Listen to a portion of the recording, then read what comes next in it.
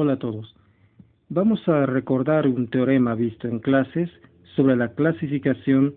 de los puntos críticos de un problema de optimización con condiciones. El teorema decía lo siguiente: sea f una función de varias variables de Rn en R, derivable dos veces, g una función vectorial de un vector de Rn en Rm, donde este m es estrictamente menor que n, un conjunto de restricciones, es decir, esta función es un vector de funciones de varias variables, g1, g2, etc., gm.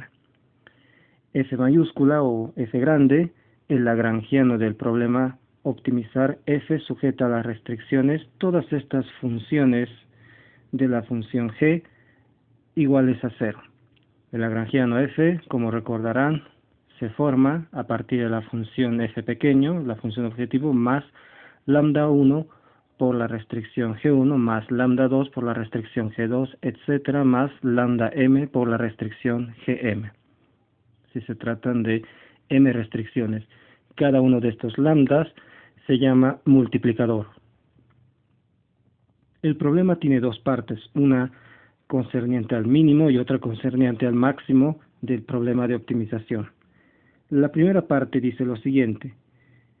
si la primera derivada del lagrangiano en un punto A es igual a 0, es decir, A es punto crítico del lagrangiano f grande, y para todo vector de Rn no nulo, tal que la primera derivada de la restricción en el punto A por el vector B0, se tiene que la expresión Q, que es B traspuesta, segunda derivada de f respecto de las variables en A por el vector B es positivo, entonces f posee un mínimo local condicionado en A. Esta es la condición suficiente para la existencia de un mínimo. Y si f posee un mínimo condicionado, un mínimo local condicionado en A, entonces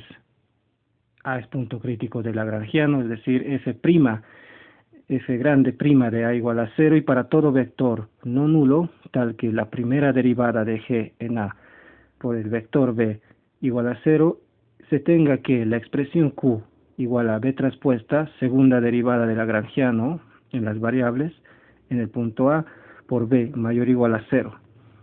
Esto se conoce como condición necesaria. La segunda parte,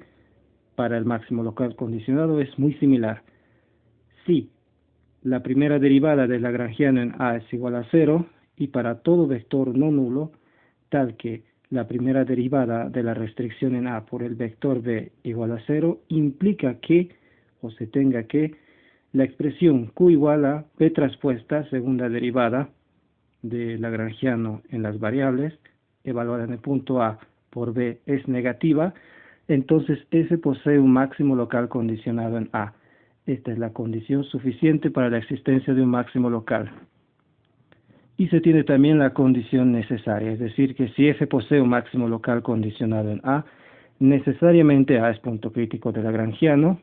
f grande prima de A igual a 0, y todo vector no nulo de Rn, tal que la primera derivada de la restricción en A por el vector B es igual a 0,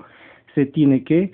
Q igual a B traspuesta, segunda derivada del lagrangiano en las variables evaluada en el punto A por B es menor o igual a 0. La condición necesaria nos sirve en algunos casos para determinar que en lugar de tener un máximo mínimo condicionado, se tiene un punto de encilladura.